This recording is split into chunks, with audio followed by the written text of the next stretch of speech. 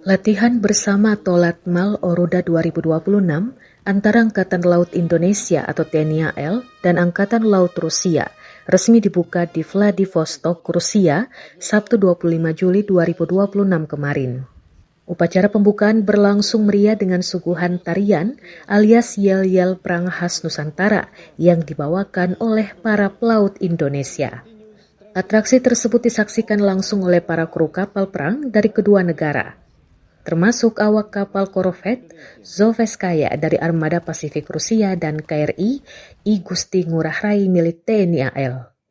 Latihan militer bilateral ini dirancang untuk memperkuat daya tangkal, meningkatkan profesionalisme para prajurit, sekaligus menguji peran vital TNI AL sebagai instrumen diplomasi maritim Indonesia di kancah internasional.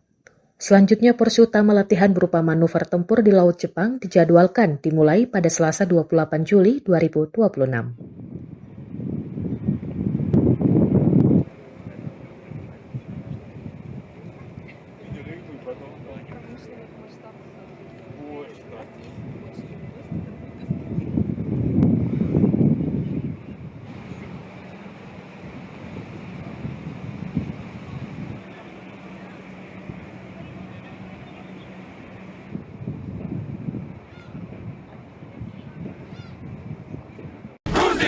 Murah!